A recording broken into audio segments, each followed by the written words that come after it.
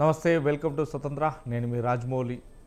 జుబ్లీహిల్స్ జెండా పాతేది హస్తం పార్టీలు ఉపయోగిస్తున్నారు. అందుకే మంత్రులందరూ నియోజకవర్గాల్లో ఇంటింటికి తిరుగుతూ సంక్షేమ పథకాలు వివరిస్తున్నారు. మరోవైపు అన్ని వర్గాల ప్రజలతో భేటీ అవుతూ మద్దతు కూడబట్టే ప్రయత్నం చేస్తున్నారు.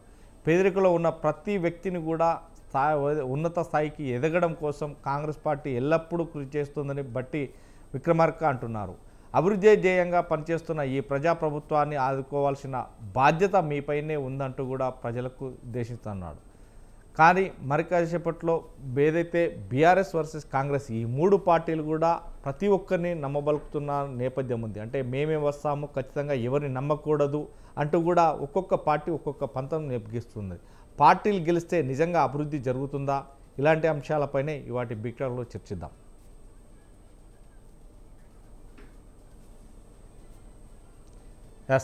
బిక్టక్లో మనతో పాటు విశ్లేషకులు సాదిక్ గారు ఉన్నారు, అలాగే గిరికొండల రెడ్డి గారు కాంగ్రెస్ రాష్ట్ర నాయకులు గారు ఉన్నారు, బచ్చు శ్రీనివాస్ బీఆర్ఎస్ రాష్ట్ర నాయకులు కూడా జాయిన్ అయ్యారు, గంగాపురం వెంకరెడ్డి బీజేపీ రాష్ట్ర అధికార ప్రతినిధి కూడా జాయిన్ అయ్యారు మనతో. ముందుగా సాదిక్ గారు మీ వీడియో ఆఫ్ ఉందండి, ఒకసారి ఆన్ చేయండి.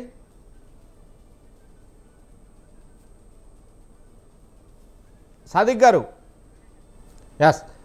మొత్తం మీద కొండలరెడ్డి గారు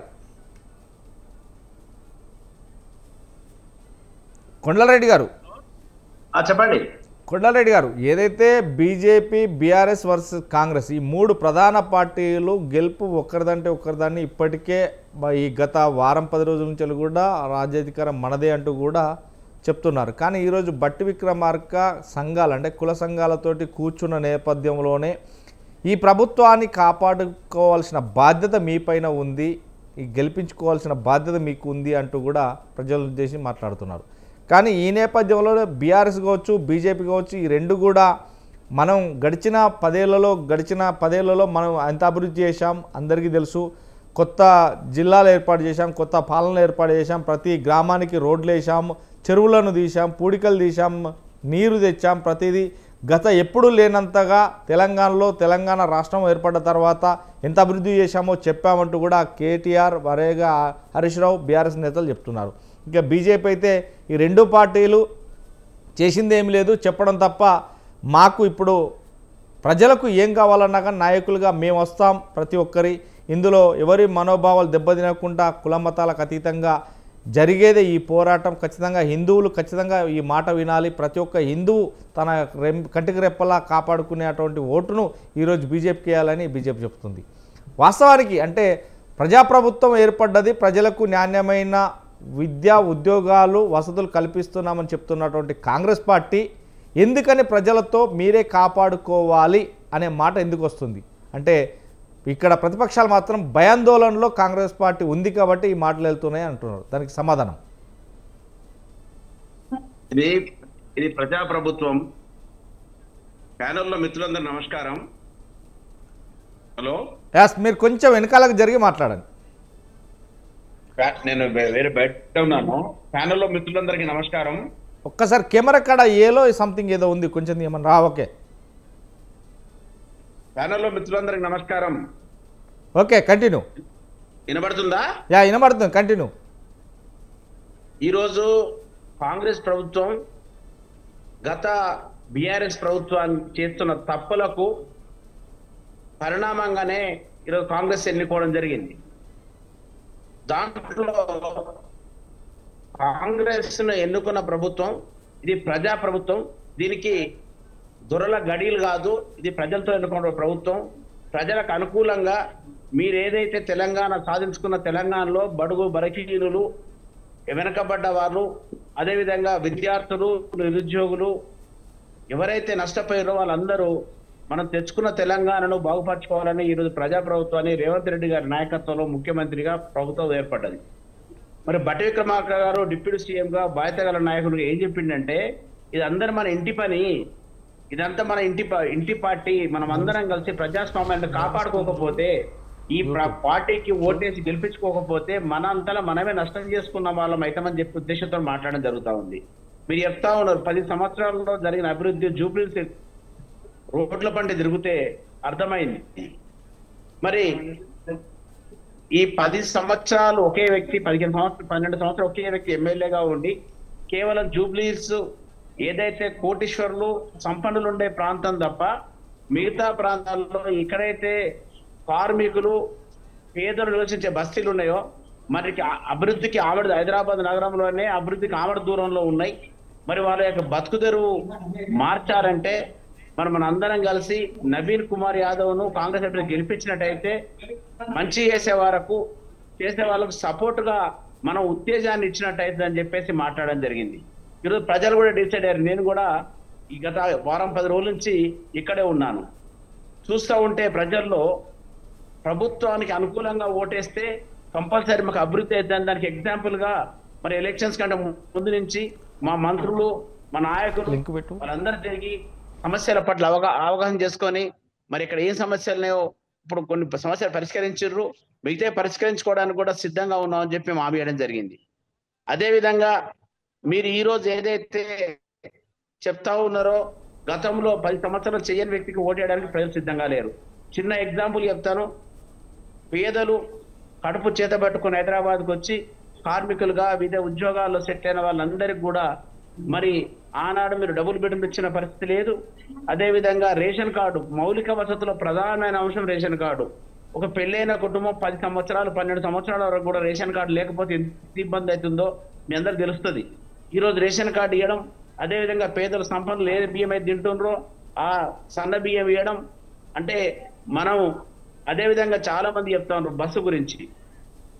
మేము అందరూ రెక్కాడితే కానీ డొక్కాడని కుటుంబాల నుంచి వచ్చిన హైదరాబాద్ నగరానికి పొట్ట చేత పట్టుకొని వచ్చి ఇక్కడ ఏదో ప్రైవేట్ కంపెనీలలో వాళ్ళ ఉద్యోగం కోసం భద్రత కోసం పనిచేస్తూ ఉంటే మరి బస్సు టికెట్ కోసం రోజు 100 రూపాయల ఖర్చు తగ్గితే నెలకు 3,000 రూపాయలు ఆ కుటుంబానికి ఆసరాగా ఈరోజు రేవంత్ రెడ్డి ప్రభుత్వం ఇవ్వడం జరిగింది.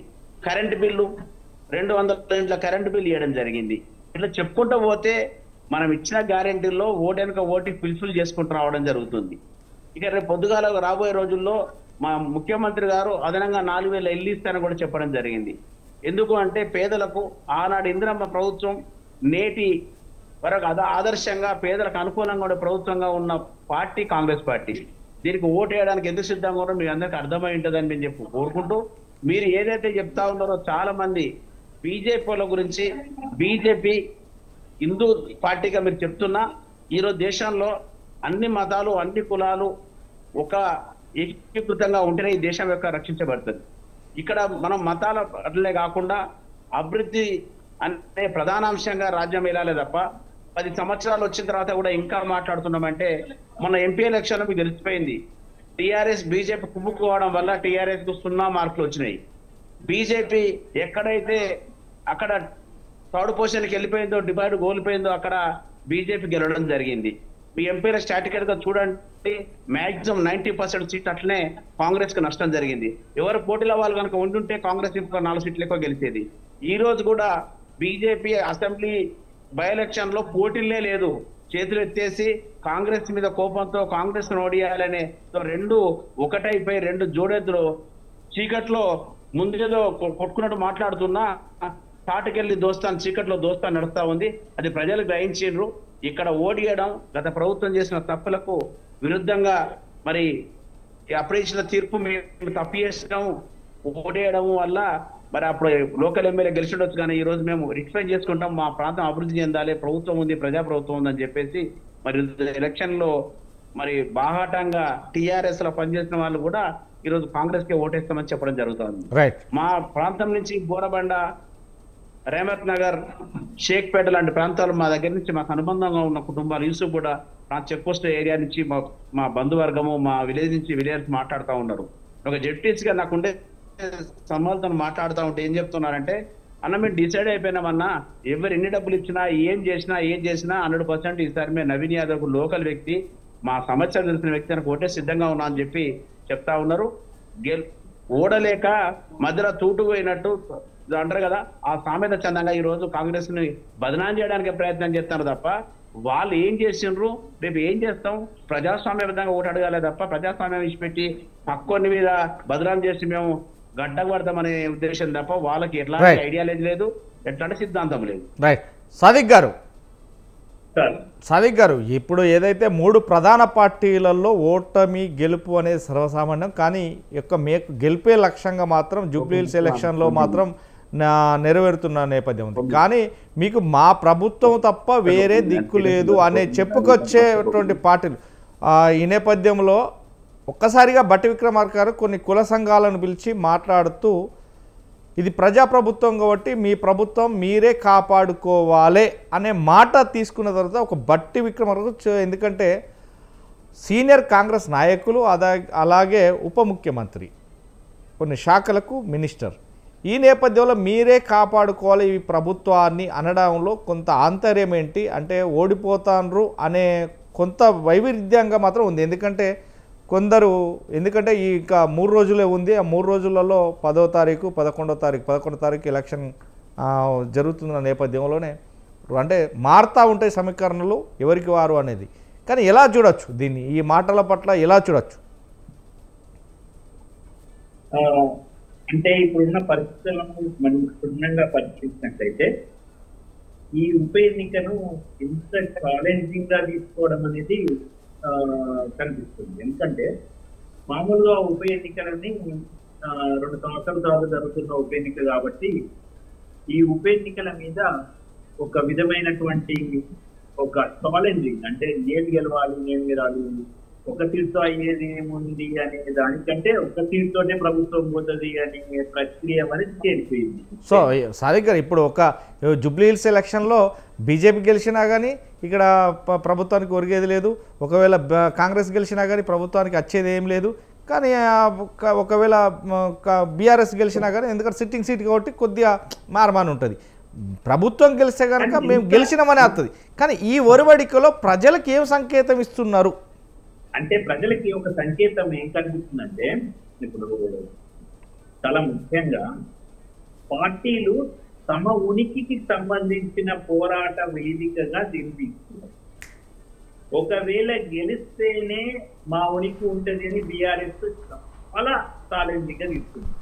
గెలవకపోతే ఇక మనం పడిపోయినట్టే, ఇక మనం ఏం చెప్పలేము, మన సీటు కనీసం మనకు రాకపోతే కనీసం ఇక మనం ఏం చెప్పలేము, ప్రభుత్వం ముందు ఉదేలు పడాల్సిందే, ప్రతిపక్షంగా ఉన్నా కూడా ఇంత బలంగా మనం చేసుకుంటున్నాం, ఏమైపోయింది చూడండి అని అంటారని వాళ్ళు బీఆర్ఎస్ వాళ్ళు చాలా ఛాలెంజింగ్ గా తీసుకుంటారు. అరే ప్రభుత్వం కదా, ప్రభుత్వంలో ఇంతమంది మంత్రులు ఉన్నాము, ఇంతమంది ఎమ్మెల్యేలు ఉన్నాము, గా ఒక్క సీటు గెలవకపోతే ఎట్లా, గా ఒక్క సీట్ అయినా గెలవాలి, అవసరమైతే మంత్రులను కూడా చేద్దాం, అల్లారెడ్డిని కూడా మంత్రి చేసి పారేద్దాం, ఏదో ఒకటి మైనార్టీలో తీసేద్దామని అధిష్టానమే దీన్ని పక్కాగా తీసుకొని ఒక మంత్రి పదవిని కూడా ఇవ్వడం జరిగింది. ఒక్కటి ఇందులో సాదిక్ గారు పిచ్చిక మీద బ్రహ్మాస్త్రం ఉపయోగించినట్టు ఇప్పుడు రాష్ట్ర ప్రభుత్వం మాత్రం ఒకే సీటు పైన ఎందుకని ఒక మంత్రి 10 మంది ఎమ్మెల్యేలను పెట్టి ఒక్కొక్క అంటే సుమారుగా 10 నుంచి 20 బూతులు 20 నుంచి 30 బూతుల వరకు ఒక మంత్రి 10 మంది ఎమ్మెల్యేలను పెట్టి మిగతా జిల్లాల నుంచి తీసుకొచ్చిన కార్యకర్తలు కావచ్చు నాయకులను కావచ్చు పెట్టి చేయడం ఇది పిచ్చిక మీద బ్రహ్మాస్త్రం ఉపయోగించినట్టు ఉంది అనేది విశ్లేషకుల మాట. ఎలా చూడొచ్చు? Exact no doubt. ఇది ఖచ్చితమైన అంశం. అయితే ప్రభుత్వాన్ని దీన్ని వాళ్ళు ఏమనుకుంటున్నారు అంటే మ్యాండేట్ అనుకుంటున్నారు. మా విధానాల పట్ల ప్రజల అభిప్రాయానికి ఇది ఒక సంకేతం అవుతుంది, తర్వాత అధిష్టానాన్ని ఒప్పించుకోవాలి, అధిష్టానం కూడా రేపు మంత్రులను మార్చచ్చు, ముఖ్యమంత్రి కూడా మార్చే అవకాశం ఉంటుంది కదా, అధిష్టానం అనేది ఒక సంకేతం. ఇంకొక ముఖ్యమైన విషయం ఏంటంటే వీళ్ళు ఎందుకు భయపడుతున్నారా? Is government is afraid, is Congress party భయపడుతుందా అంటే ఖచ్చితంగా భయపడుతుంది కాంగ్రెస్ పార్టీ. ఇక్కడ ఖచ్చితంగా కాంగ్రెస్ పార్టీ భయపడి మీరు అన్నట్టు ప్రతి పోలింగ్ బూత్ కు దశల వారీగా పెట్టి ఒకప్పుడు మామూలుగా ఒక 3 రోజుల క్రితం ఉన్నటువంటి ప్రక్రియ ఒక 3 రోజుల్లోనే గ్రాఫ్లు వేసింది, ఇంకొక 3 రోజులు ఇంకా గ్రాఫ్లు వేస్తుంది. అంటే ఖచ్చితమైన సంకేతాలు మనకి అంటే విశ్లేషణ ద్వారా మనం చెప్పాల్సినది ఏంటంటే వీళ్ళు ఇంత ఇనిషియేషన్ తీసుకుంటున్నారు కాబట్టి కాంగ్రెస్ అక్కడ గెలిచే అవకాశాలు స్పష్టంగా కనిపిస్తున్నాయి. సరే అది ఏమవుతుంది అనేది ఇంకా 3 రోజులు తెలుస్తుంది. మీరు అన్నట్టు ఏదైతే ఆ కేంద్రీకృతమైనటువంటి ఆలోచనలు ఉన్నాయో, మంత్రులను దించడము, ఎమ్మెల్యేలు తిరగడము, ఒక్కొక్క 40,000 ఓట్లకు ఒక ఇన్ఛార్జ్ నియమించుకోవడము, ఇట్లా మేము ఎలక్షన్ ప్రక్రియను ఖచ్చితంగా ఎలక్షన్ ప్రాసెస్ ని మేము మేనేజ్ చేస్తాము, మేనేజింగ్ టెక్నిక్స్ ఉపయోగిస్తాం అనేది ఖచ్చితంగా కాంగ్రెస్ పార్టీ నుంచి అండి. ఇప్పుడు సాదిక్ గారు, ఏదైతే నిజంగా తెలంగాణ ప్రభుత్వం ప్రజల ప్రభుత్వం అని నెరవేరిన నేపథ్యంలో కాంగ్రెస్ పార్టీకి నిజంగా జిల్లాలలో పరిపాలన శూన్యమే. ఎందుకంటే మంత్రులు లేరు, ఆ జిల్లా ఇన్ఛార్జీలు కావచ్చు, మంత్రులు కావచ్చు, ఎమ్మెల్యేలు కావచ్చు. ఆ ఎమ్మెల్యేలు మంత్రులు అనేది ఒక ఈ జూబ్లీహిల్స్ ఎలక్షన్లపైనే కూడగొట్టుకొని వచ్చి ఇక్కడ ఉంటే నిజంగా అక్కడ జిల్లాల పరిస్థితి ఏంది? మొన్న పడ్డటువంటి వర్షాల నేపథ్యంలోనే వడ్లు ఆరబోసుకున్నారు, పత్తులు నాశనకం అయిపోయినాయి, చాలా పరిస్థితులు ఏర్పడ్డాయి. కానీ ఇలాంటి నేపథ్యంలోనే మనం వాస్తవానికి కూడా గత 9.5 సంవత్సరాలు చూసాం బీఆర్ఎస్ ప్రభుత్వాన్ని. కానీ మునుగోడు ఎలక్షన్లు ప్రతిపక్షం తీసుకున్న నేపథ్యంలో అక్కడ కూడా ఒక 3 మంత్రులే తప్ప ఈ ఉన్న 10 మంది మంత్రులు దాని మీద ఫోకస్ పెట్టో లేకుంటే ఇలాంటి చేసిన సందర్భాలు అయితే నాకు అగపడలేదు అనేది మాత్రం వాస్తవం విశ్లేషకులు చెప్తున్నా. నేను కూడా చూశాను, ఎందుకంటే క్యాంపెయినింగ్కి పోయిన నేపథ్యంలో నేను కూడా చూసినా. కానీ ఇలాంటి సిచ్యువేషన్ లోపల ఓన్లీ జూబ్లీహిల్స్ ఎలక్షన్లే ప్రాధాన్యంగా తీసుకున్నటువంటి కాంగ్రెస్ గవర్నమెంట్ ఎందుకని ఇంత పకడ్బందీగా ఒకే పిచ్చుక మీద బ్రహ్మాస్త్రం ఉపయోగించినట్టు ఎందుకు చేస్తుంది? అంటే మిగతా జిల్లాలలో ఇప్పుడు పాలన కుంటపడాల్సిందేనా? మీరు చెప్పిన విషయం ఏంటంటే, వాళ్ళు దీన్ని ఎట్లా తీసుకున్నారంటే చావు రేవు అన్నట్టు తీసుకున్నారు. వాళ్ళ పరిస్థితి పైన వారికి సరి అయినటువంటి పరిస్థితి లేదు. ఏంటి, మా ప్రభుత్వం మీద ప్రజల అభిమానం ఉంది అని వాళ్ళు ఖచ్చితంగా విశ్వాసంలో లేరు. వాళ్ళకు ఒక భయం చోటు చేసుకొని, ఇక్కడ గనక ఓడిపోతే ఇక మొదలవుతుంది మా పతనం, ఇక్కడ గనక మొదలవుతే ఈ మొదలునే అసలులోనే తుంచకపోతే, అసలులోనే మేము ఈ ఉప ఎన్నికను గెలవకపోతే ఇక మా పతనం అనేది ప్రారంభమవుతుందని ఖచ్చితంగా కాంగ్రెస్ వర్గాలు అనుకుంటున్నారు. అంతేకాదు అధిష్టానం కూడా అనుకుంటుంది. అనుకోకపోతే ఎన్ని రోజులకు మైనారిటీలు గుర్తుకొస్తారా? అంటే మామూలుగా ఇదంతా మనం కాంగ్రెస్ పార్టీకి వ్యతిరేకం కాదు, లేకపోతే బీఆర్ఎస్ పార్టీకి అనుకూలం కాదు, బీఆర్ఎస్ పార్టీ ఎవరి ఉన్నది ఉన్నట్టు మాట్లాడే వాళ్ళం. అంటే ఇప్పుడు అజారుద్దీన్ తీసుకొచ్చే ముఖ్యమంత్రి ఇప్పుడే చేయాల్సిన అవసరం ఏమొచ్చింది? అక్కడ ఎన్నికల కోడ్ అమల్లో ఉంది, అక్కడ ఎన్నికల కోడ్ ఉన్నట్టుగా ఆ నియోజకవర్గ పరిధి అయినప్పటికీ ఒక నైతికత ఉంది. అంటే అక్కడికి మొత్తానికి ఎలక్షన్లప్పుడు మంత్రులు పదవులు ప్రమాణ స్వీకారం చేసిన నేపథ్యాన్ని మనం గమనిస్తాం. అక్కడ ఖచ్చితంగా జూబ్లీ అంటే ఇప్పుడు ఈ జూబ్లీ దాంట్లోనే గెలవడానికి వాళ్ళు ఒక మంత్రినే ఏర్పాటు చేస్తున్నటువంటి నేపథ్యం ఉన్నప్పుడు ఖచ్చితంగా ప్రభుత్వం భయపడుతుంది. ఇది భయపడడానికి ఒక సంకేతం. అయితే ఒక ప్రజాస్వామ్యయుతంగా ఆలోచన చేసే వాళ్ళు ఎక్కుంటారంటే, ఉప ఎన్నికల్లో ఒకవేళ అధికార పార్టీ గెలవకపోతే ఒక ప్రజాస్వామ్యయుత వాతావరణం ఉంటుంది అధికార పార్టీ గెలవకపోతే. ఎందుకంటే భయం ఉంటుంది, ప్రజలు ఏం చేస్తారు అనే భయం ఉంటుంది. లేదు మేము ఏమైనా చేసి దిమ్మి చేసి మేమే గెలుస్తాం. And it is a poll management. It is not it is a poll management is different from the mandate of the people అంటారు. అంటే ప్రజల యొక్క ఓటుకు సంబంధించినటువంటి అభిప్రాయాన్ని వాళ్ళని స్వేచ్ఛగా వాళ్ళని వదిలేసేసి ఓటేయమని చెప్పడానికి బదులు వాళ్ళతో మీరు భయపెట్టించి, లేకపోతే గీగి చేసి, లేకపోతే దండం పెట్టి, లేకపోతే కాళ్ళు పట్టుకొని మీ ప్రభుత్వాన్ని మీరే పట్టించుకోవాలి, మీరే అనాలి అనే స్థాయికి పోయిందంటే మీరు ఆలోచించారు. కాబట్టి మనకి ఏమర్థమవుతుందంటే, ప్రతి ఈ ఉప ఎన్నికని ఇంత చేయాల్సిన అవసరం లేదు. మీరు అన్నట్టు పిచ్చుక మీద బ్రహ్మాస్త్రం లాంటిదే. పిచ్చుక మీద బ్రహ్మాస్త్రాలు వేసేది అసలు మరి అవసరమైనప్పుడు బ్రహ్మాస్త్రం వేస్ట్ అవుతుంది కదండి, ఇక్కడ కనుక వేస్ట్ చేస్తుంది.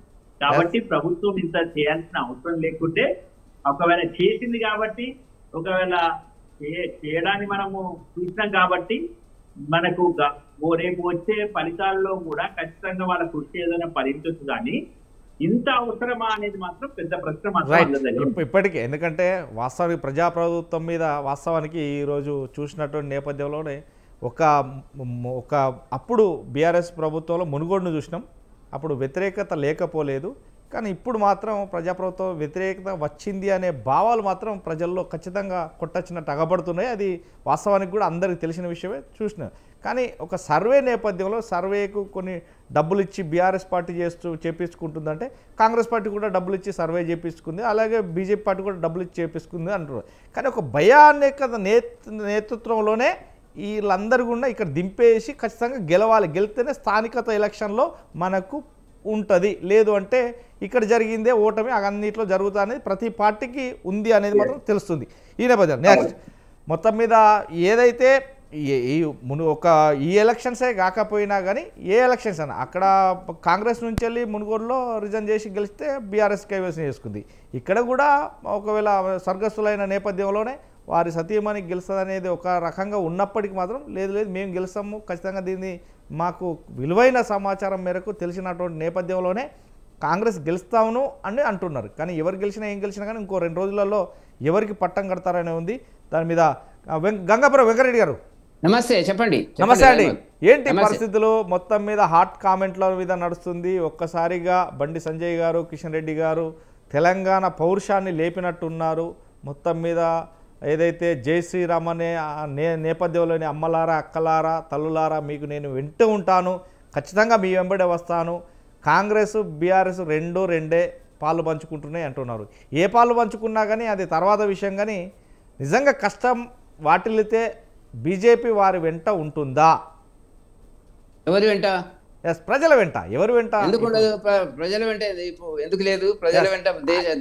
అలాంటి నేపథ్యంలో ఇప్పుడు బండి సంజయ్ గారు కేంద్ర మంత్రి ఉన్న నేపథ్యంలోనే, కిషన్ రెడ్డి గారు కేంద్ర మంత్రి నేపథ్యంలోనే నిజంగా జూబ్లీ హిల్స్కు మహారదశ పట్టబోతుందా చేస్తే గనక ప్రజలు ఓకే అంటే అది ఇస్తారనే నమ్మకం మీకుందా? ఇప్పుడు ఒకటి రాజమౌళి గారు, లైవ్లో ఉన్న మిత్రులందరూ కూడా నమస్తే. మీరు అడుగుతున్నటువంటి ప్రశ్న, ఒకవేళ భారతీయ జనతా పార్టీ అభ్యర్థి గెలిచినట్టయితే ఆ ప్రాంతాన్ని అభివృద్ధి చేస్తారా, ఆ ప్రాంత ప్రజల రక్షణ కోసం మీరు ముందుకు వస్తారా అనేటువంటి దాని మీద ఒక స్పష్టత మేము చెప్తూనే ఉన్నాము. మొత్తం ఇవాళ హైదరాబాదు ప్రశాంతంగా ఉండాలంటే భారతీయ జనతా పార్టీ ప్రశాంతంగా ఉండాలి. ఎందుకంటే కొన్ని మతతత్వమైనటువంటి పార్టీలు ఇవాళ చూసినారు ఏం మాట్లాడుతున్నారు అనేటువంటిది. గతంలో మాట్లాడినారు, నిన్న మొన్న గౌరవ ముఖ్యమంత్రి గారు మాట్లాడినారు. గౌరవ ముఖ్యమంత్రి గారు ఒక సభలో మాట్లాడినటువంటి అంశములు రాజ్యాంగ విరుద్ధమైనవి. అంబేద్కర్ రాజ్యాంగం మీద చేయి పెట్టి ప్రమాణ స్వీకారం చేసినటువంటి రేవంత్ రెడ్డి గారు మాట్లాడాల్సినటువంటి అంశములు కావవి. కాంగ్రెస్ అన్నా ముస్లింలే, ముస్లింలన్నా కాంగ్రెసే, మీ ఇజ్జత్ మా ఇజ్జత్ అనేటువంటి పద్ధతిలో కూడా మాట్లాడితే ప్రజల కోసం కాంగ్రెస్ ఉంటుంది, కాంగ్రెస్ అంటే ప్రజలు చెప్పుకోవచ్చు. కానీ మాట్లాడింది ఏంది కదా? దాని యొక్క అర్థం ఏంది అంటే ముస్లింలు వేరు, హిందువులు వేరు, మేము ముస్లింల పక్షాన ఉంటాము అంటే హిందువుల పక్షాన ఎవరు ఉండాలి? 80% జనాభా ఉన్నటువంటి హిందువుల పక్షాన ఎవరు ఉండాలి అంటున్నా.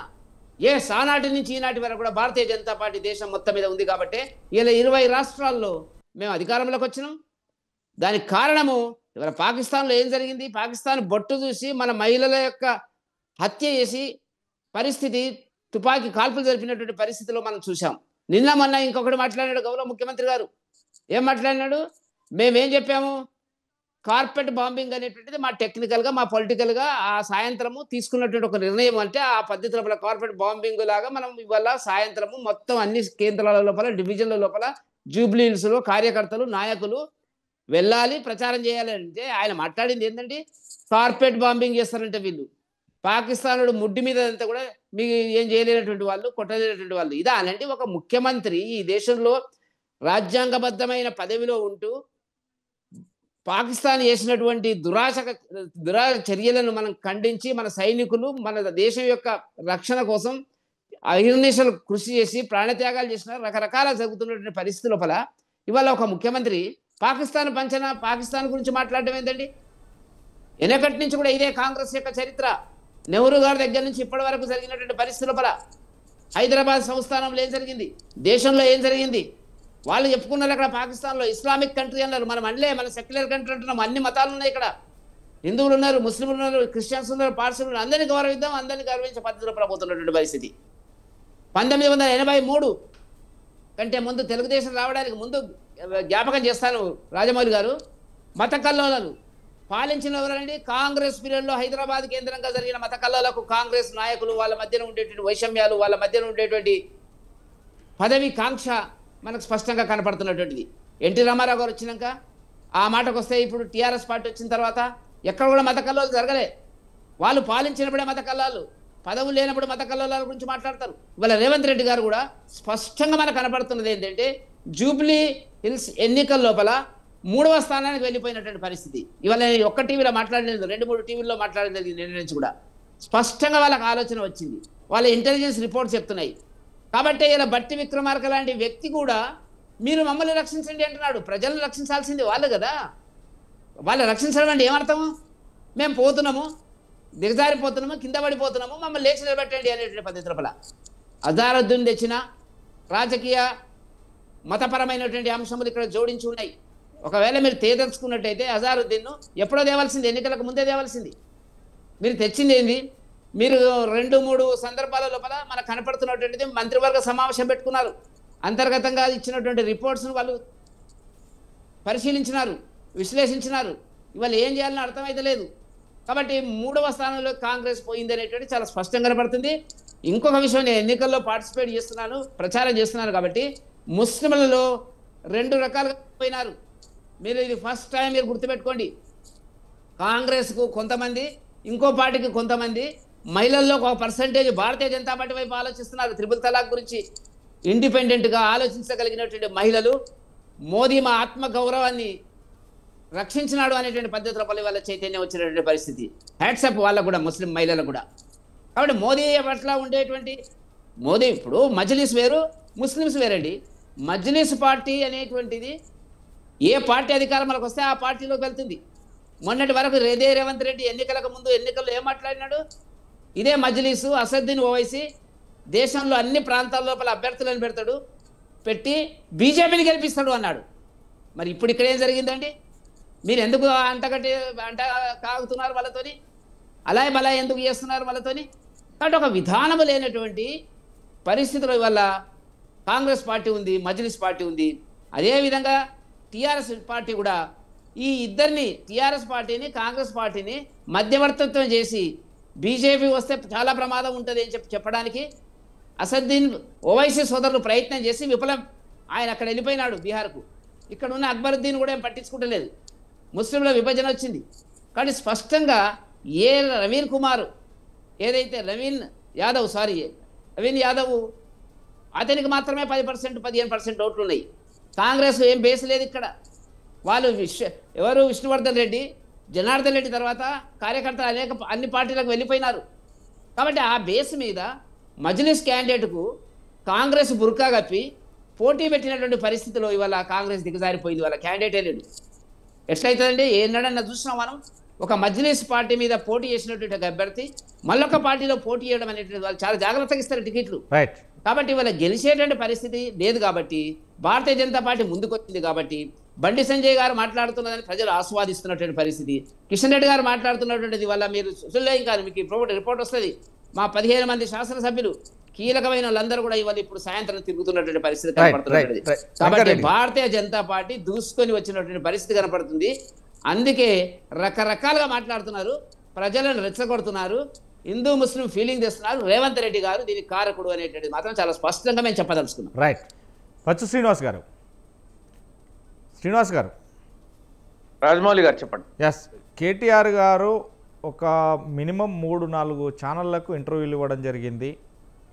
ఒక పిచ్చుక మీద బ్రహ్మాస్త్రం మాత్రం ఉపయోగిస్తున్నారు. అది ఓడినా పర్లేదు, గెలిచినా పర్లేదు, అది మా సీటు కాబట్టి అది అక్కడి ప్రజలే నిర్ణయించుకుంటారు. కానీ అలాంటి పరిస్థితులలో ఇప్పటి వరకు నేను ఎక్కడ చూడలేదు. కానీ ఓటమి గెలుపనే సర్వసామాన్యం. కానీ అక్కడ ఎవరు గెలుస్తారు, ఎవరు ఓడతారు అనేది ప్రజలు నిర్ణయించుకుంటారు. కానీ ఎప్పుడైతే మేము చూడలేదు, ముఖ్యమంత్రి హోదాలో కేసీఆర్ గారు ఒక్కసారి వెళ్ళి సభల సమావేశాలు 1 గంట వరకు పెట్టారు. కానీ ఒక్కసారే వెళ్ళారు తప్ప ఇంత లేదు. మేము ఎక్కడ కూడా మంత్రులను 2 లేదంటే 1, 3 ఈ 3 మంత్రులే అక్కడ చూసుకున్నారు. అది కామన్గా దగ్గర వ్యక్తులు ఎమ్మెల్యేలు పోయారు.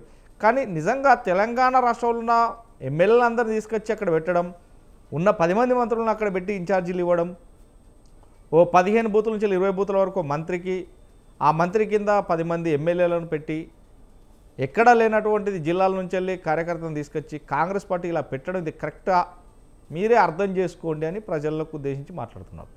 ఇక ఈ నేపథ్యంలో మేమైతే ఎక్కడ ఇలా చేయలేదు, రాష్ట్ర ప్రభుత్వంలో ఏం అభివృద్ధి జరిగింది, తెలంగాణ రాకముందు ఏం జరిగింది, నీళ్లు నిధులు నియామకాలు అన్నప్పుడు ఎక్కడైతే ఉప్పు నీళ్లు అవి ఉన్నాయో మేము ఏ రకంగా సాగునీరుకు తాగునీరుకు నీళ్ళు అందించామో, ఎప్పుడైతే పవర్కు సంబంధించి పవర్ ప్రజెంటేషన్ ఇచ్చి పవర్ చేసామో, ఏమనంటే దోసుకున్నారు అంటున్నారు తప్ప దోసుకున్న దాన్ని ఎక్కడ దాచుకున్నామో చూపెట్ట దమ్ము ధైర్యం లేదు.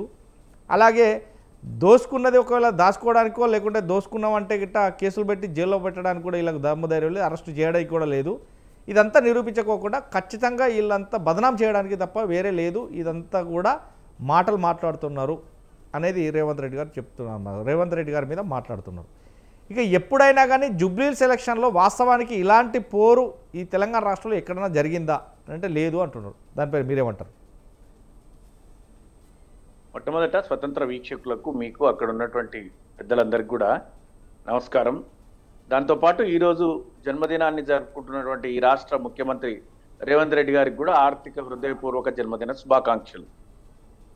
బాధాకరమైనటువంటి అంశం ఏమంటే ఈ జూబ్లీహిల్స్ ఉప ఎన్నికకి రేవంత్ రెడ్డి గారికి లింక్ ఉంది. ఏమంటే అక్కడ తన సీటు గట్టిగా పదిలంగా ఉండాలి అంటే జూబ్లీహిల్స్ సీటు గెలవాల్సినటువంటి అవసరం ఉంది. మంత్రుల సమన్వయంతో పనిచేయాలి అంటే ఖచ్చితంగా జూబ్లీహిల్స్లో గెలిస్తే తనది పై చేయి అవుతుంది అనేటువంటిది ఒక ఆలోచన. ఇట్లా 2-3 రకాలుగా ఆయనకి చాలా ఇబ్బందికరమైనటువంటి పరిస్థితులలో ఉన్నాడు. అదే పరిస్థితి కేటీఆర్ గారు కూడా అంటున్నారు. అయితే నిజంగా ఒక్క సీటు ఈరోజు ఉప ముఖ్యమంత్రి భట్టి గారు కూడా మాట్లాడుతున్నట్ట, ఇది ప్రజాప్రభుత్వము, ప్రజాపాలన, మన పాలన మన చేతుల్లోనే ఉంది, మనం రక్షించుకోవాలి. ఇది ఏమంది అంటే అభద్రత, ఇంతటి అభద్రతా భావనతోని ఈ ఎన్నిక సందర్భంలో ముఖ్యమంత్రి ఉప ముఖ్యమంత్రి గారు మాట్లాడడం. నిన్న ముఖ్యమంత్రి గారు మాట్లాడుతూ ఏమన్నారు, పైసలు ఎక్కడ పుడతలేవు, మళ్ళొకసారి పైసలు లేవు, పైసలు ఎక్కడ పుడతలేవు అని ఒకవైపు, మీరు గెలిపిస్తే అభివృద్ధి చేస్తామని ఇంకోవైపు, అదేదో ఉప ఎన్నికలలో మేము అదేంటి మన కంటోన్మెంట్ గెలిచినాం, మేము అక్కడ 14,000 కోట్లు 15,000 కోట్లు పెట్టి గెలిచినాం అని ఒకటి అభివృద్ధి చేసినాం అంటున్నాం. మీరు 15,000 కోట్ల రూపాయలు, 13,000 కోట్లు 15,000 కోట్ల రూపాయలు కేటాయింపులు జరిగినాయి, 20 కోట్ల రూపాయలు ఏమో ఎగ్జిక్యూషన్ జరిగింది. అంతేగాని మీరు ఇంకా 20,000 కోట్లు 15,000 కోట్లు అని చెప్పుకుంటుండ్రు. మా వాళ్ళు ఆ చిట్టా అంతా చాలా క్రిస్టల్ క్లియర్ గా చెప్పిండ్రు. జూబ్లీహిల్స్ ఉప ఎన్నిక వచ్చింది అంటుండ్రు, ఉప ఎన్నిక వస్తే మేము అభివృద్ధి చేస్తాం, మేడలు కట్టిస్తాం, మిద్దలు కట్టిస్తాం, అసలు ఇక్కడ పేదవాళ్ళు లేకుండా చేస్తాం, మేము చాలా చేసినాం 2 సంవత్సరాలు అలా అన్నారు. మరి 2 సంవత్సరాలు అన్ని చేస్తే మీరే అంటుండ్రు నడవస్తలేదు, ఇంకేదో ఇట్లాంటి అంశాలు మాట్లాడుతున్నారు. అంటే ఈ ప్రభుత్వము గత 20 రోజుల నుంచి, అంటే అజారుద్దీన్ గారిని మంత్రిగా ప్రమాణ స్వీకారం చేయించే నాటికి వాళ్ళ దగ్గర అన్ని సర్వేలు ఉన్నాయి. సరే, ఎవరు ఎన్ని సర్వేలు చేయించినా బీజేపీ, కాంగ్రెస్, బీఆర్ఎస్ పేడ్ సర్వేలు చేయించుకొని పబ్లిక్ లో తమ ఓటు శాతం పెంచుకోవడానికి ప్రయత్నం చేసిందని అనుకున్నా కూడా ప్రభుత్వానికి మాత్రం ప్రత్యేకించి కాంగ్రెస్ పార్టీ ప్రభుత్వానికి ఇంటెలిజెన్స్ రిపోర్ట్ అయితే ఉంటది. ఏం జరుగుతుంది, ఏమైతుంది, మన వైపు ఎట్లున్నారు ప్రజలు అంటే 6% ఓట్ల తేడాతోని ఓటర్ లిస్టు ఏర్పాటు చేసుకునే నాటికి 6% తేడాతోని బీఆర్ఎస్ గెలుస్తుందని 3% పీకేసి 3% కొత్తోళ్ళని యాడ్ చేసుకొని ఆ విధంగా బ్యాలెన్స్ చేసుకొని ముందుకెళ్ళారు. ఇప్పుడు ఓట్లను అఫీషియల్ గా పెంచుకోవడానికి వీల్లేదు. అది రీసెంట్ 8 నుంచి 10% ఓట్ల ఆధిక్యంతో బీఆర్ఎస్ గెలుస్తుందని నా మిత్రులు కాంగ్రెస్ పార్టీలో ఉన్న వాళ్ళు చెప్తున్నారు. ఇంటెలిజెన్స్ రిపోర్ట్ వచ్చిందన్న, ఇట్లా ఉంది, అందుకే ముఖ్యమంత్రి గారు గల్లీ తిరుగుతున్నారు, వాడ తిరుగుతున్నారు ఖచ్చితంగా గెలవాలని. ఎందుకంటే ఉప ఎన్నికల్లో రోజు రోజుకు మారిపోతా ఉంటది. ఏమో ఈ 3 రోజులలో ఏ విధమైనటువంటి మార్పులైనా వచ్చి 0.5%, 1% తోనైనా ఆ కాంగ్రెస్ బయటపడాలనేటువంటి ప్రయత్నం చేస్తుంది. అందుకోసం అంటే పక్కా ఇంటెలిజెన్స్ రిపోర్ట్ ఉంది, బీఆర్ఎస్ పార్టీ గెలుస్తుందని. అందుకే వాళ్ళు చెప్పేటువంటిది మా దగ్గర ఉన్న అస్త్రాలు సంధిస్తాం, మాది రాజకీయ మఠం కాదు, మేము సన్నాసులం కాదు, మేము కూడా రాజకీయ పార్టీనే అని చెప్పుకుంటూ వాళ్ళు టెక్నికల్ గా ఏ విధమైన పదవి లేకున్నా కూడా రాజ్యాంగంలో ఉన్నటువంటి ఒక క్లౌజ్ ని తీసుకొని అత్యవసరంగా అజారుద్దీన్ గారిని మంత్రిగా కేబినెట్ మంత్రిగా చేసిండ్రు. మళ్ళా దాంట్లో ఒక మతలబు బీజేపీ అభ్యర్థి గవర్నర్ ఉన్నారు, మాకు అసలు ఇస్తారో ఇయ్యరో వేచి చూడాలి అని బీజేపీ మీద ఒక నెపం పెట్టి 2 రోజులు కాలయాపన చేసింది. గవర్నర్ గారు అట్లాంటిది ఏం ఉండదు, ఎన్నికల కోడ్ రాష్ట్ర వ్యాప్తంగా ఉండదు, ఓన్లీ జూబ్లీస్ నియోజకవర్గ పరిధిలోనే ఉంటుందని ఆ విధంగా. అంటే కాంగ్రెస్ బలంగా తను గెలవడానికి ఈ ఉప ఎన్నికలో హైదరాబాద్ లో తన ప్రాతినిధ్యం లేదు, తమ అభ్యర్థి లేడు అని ఉన్నటువంటి పరిస్థితి నుంచి తమకు ప్రాతినిధ్యం ఉంది, తమ పాలనకు రెఫరెండం గా మిగలబోతున్న జూబ్లీహిల్స్ ఉప ఎన్నిక ఎట్టి పరిస్థితుల్లో చేజిక్కించుకోవాలని చెప్పి రాష్ట్ర వ్యాప్తంగా ఉన్నటువంటి మంత్రులందరినీ తీసుకొచ్చి పాలన గాలికి వదిలేసి గాలి మోటార్లలో తిరుగుతూ ధాన్యం కొనుగోలు, పత్తి కొనుగోలు, వర్ష బాధితులు, యాక్సిడెంట్ బాధితులు వీళ్ళందరినీ వదిలేసిండ్రు. వీళ్ళకు తెలుసు 2 సంవత్సరాలలో ఏ ముఖ్యమంత్రిని కూడా చూడలే. ఈరోజు ముఖ్యమంత్రి గారి జన్మదినం నాకు బాధాకరంగా అనిపిస్తుంది. 29 రాష్ట్రాలలో అగ్ర రాష్ట్రాల సరసన ఉంచి అనేక అవార్డులు రివార్డులు సాధించినటువంటి బీఆర్ఎస్ ప్రభుత్వము అనేక విదేశీ పెట్టుబడులు సాధించి సంస్కరణలు, సంక్షేమము, శాంతి భద్రతలు ఈ విధంగా అన్ని రకాలుగా ముందుకు తీసుకెళ్లినటువంటి ఈ ప్రభుత్వాన్ని ఈ రోజు 2 సంవత్సరాల కాల పరిమితిలో 2,80,000 కోట్ల అప్పు చేసి ప్రతి సందర్భంలో రాష్ట్ర పురోభివృద్ధిపై తిరోగమనపు మాటలు మాట్లాడుతూ ఈ రాష్ట్రానికి విలువ లేకుండా మూచి ఉంచాల్సినటువంటి గుప్పిని తెరిచి ఈ రోజు ద్రోహి అంటూ జూబ్లీహిల్స్ లో ఓట్లు అడుక్కునేటువంటి పరిస్థితికి దిగజారిపోయిన వీళ్ళు ఎట్టి పరిస్థితుల్లో కాక ఎట్టి పరిస్థితుల్లో గెలిచే ప్రసక్తే లేదు. మనం చూస్తాం 11వ తారీఖు జరిగే ఎన్నిక వీళ్ళ యొక్క భవిష్యత్తును నిర్దేశించబోతుంది. రాబోయే స్థానిక సంస్థలలో కూడా కాంగ్రెస్ పార్టీ పరాజయాన్ని చవిచూస్తుంది అనేటువంటి భయము, ఆ ఎన్నిక నిర్వహణకు ఉండేటువంటి ఇబ్బందులు ఇవన్నీ కూడా జూబ్లీహిల్స్ తో ముడిపడి ఉన్నాయని దీన్ని చాలా ప్రతిష్టాత్మకంగా ప్రభుత్వం తీసుకొని ముందుకెళ్తుంది. అందుకే ముఖ్యమంత్రి గారు కూడా ఏం మాట్లాడుతున్నారో తెలుస్తలేదు.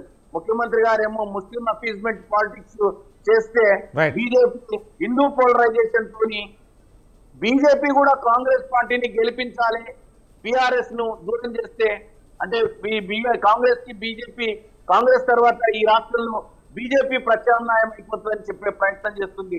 కాబట్టి జూబ్లీహిల్స్ ఓటర్లందరికీ మేము చేసే విజ్ఞప్తి ఏంటంటే అధిక సంఖ్యలో చదువుకున్న వారంతా ఆ రోజు హాలిడే వస్తే, సెలవు దినం వస్తే ఖచ్చితంగా మీరంతా ఓటింగ్ లో పాల్గొని ఈ రాష్ట్రంలో పరిపాలన సవ్యంగా సజావుగా సాగడానికి గత ప్రభుత్వ పాలనను బేరీజు వేసుకొని మీరు ఖచ్చితంగా ఓటు వేయాలి పారదర్శకంగా. ఒకవేళ బీఆర్ఎస్ గెలిస్తే ఈ ప్రభుత్వం సవ్యంగా సజావుగా పాలన చేయడానికి ఇచ్చిన హామీలను నెరవేర్చుకోవడానికి అవకాశం ఇచ్చిన వాళ్ళు అవుతారు. రైట్. సాదిక్ గారు, నిజంగా ప్రతిపక్షాలు ప్రజల మధ్యకు వెళ్తే ఒక విషయాలు తెలుస్తున్నాయి, ప్రజలు ఎలా ముందుకెళ్తారనేది ఉంది. ఎందుకంటే తెలంగాణ రాష్ట్రంలో ప్రతి మంత్రికి ఒక శాఖ ఉంటుంది, ఆ శాఖకు సంబంధించి పనులు కావాలంటే అధికారులకు చెప్తారు. కానీ ఈరోజు 2-3 మంత్రులకు తప్ప ఏ మంత్రి మాట కూడా అధికారులు ఈనే పక్షాన లేరు. 4-3 మంత్రులు చెప్పినా కానీ, ఒక పనికి 3-4 మంత్రులు చెప్పినా కానీ అధికారులు పట్టించుకోవట్లేదు. అంటే అధికారులే మంత్రుల మాట వినప్పుడు వీళ్ళు ప్రజాప్రభుత్వం ఎలా సాగిస్తారు, ప్రజలకు ఏం న్యాయం చేస్తారని ప్రతిపక్షాలు ఆరోపిస్తున్నాయి. అంటే ఎందుకని మంత్రుల మాట అధికారులు వినలేకపోతారు? అంటే ఫెయిల్యూర్ ఎవరి దగ్గర ఉంది అని అనుకోవచ్చు. ఇక్కడ మనము మంత్రుల గురించి మాట్లాడుకోవాలనుకున్నప్పుడు చాలా ముఖ్యమైన విషయం ఏంటంటే ఉప ముఖ్యమంత్రి తర్వాత శ్రీధర్ బాబు గారు, తర్వాత ఉత్తమ్ కుమార్ రెడ్డి గారు, తర్వాత రేవంత్ రెడ్డి గారు, ఈ ప్రధానమైనటువంటి మంత్రుల శాఖలు మాత్రమే వాళ్ళకి కొన్ని నిర్ణయాధికారులు కూడా అధిష్టానం ఇచ్చింది. కాబట్టి పొన్నం ప్రభాకర్ గారు కూడా అది బీసీలో వాళ్ళు ఈ మధ్య కాలంలో కేంద్రీకృతమైంది. అయితే ఈ ఆలోచన జరుగుతున్నప్పుడు ఈ మంత్రులను వీళ్ళకి తెలిసిపోతుంది, కలెక్టర్లకి ప్రిన్సిపల్ సెక్రటరీస్ కి తెలిసిపోతుంది ఎవరు చెప్తే వినాలి ఎవరు చెప్తే వినొద్దు అని. అంటే రేవంత్ రెడ్డి గారి ఇప్పుడు ముఖ్యమంత్రి గారి సారథ్యంలో కూడా ఆలోచనలు జరుగుతుంటాయి. కీలకమైన పదవులు అధిష్టానానికి ఎవరి దగ్గరగా ఉన్నారో అధిష్టానంతో ఉన్న వాళ్ళకి వీళ్ళు కూడా కోర్స్ అంటే సాదిక్ గారు గతంలో టీఆర్ఎస్ ప్రభుత్వం మీద కూడా ఇలాంటి వార్తలు వచ్చినాయి. ఎందుకంటే అప్పుడు కేసీఆర్ గారు, హరీష్ రావు గారు, కేటీఆర్ ఈ ముగ్గురు చెప్తేనే తప్ప ఏ మంత్రి ఎమ్మెల్యే చెప్పినా కానీ రాకూడదనే వచ్చింది. కానీ ఇప్పుడు కూడా సేమ్ అయిన తర్వాత మారింది ఏముంది అని అనుకోవచ్చు, ప్రజలు ఎవరికి తీర్పిచ్చినా ఏముంది అని అనుకోవచ్చు. అదే కదా ఇప్పుడు అంటే ఇప్పుడు మళ్ళీ జూబ్లీ హిల్స్, ఇప్పుడు మంత్రుల గురించి మాట్లాడేస్తూ మనం జూబ్లీ హిల్స్ వచ్చాం కదా. అదే అంటే జూబ్లీ హిల్స్ వచ్చినప్పుడు ఇప్పుడు మనం ఇక్కడ పరిస్థితిని మనం గమనించినట్లయితే ఒక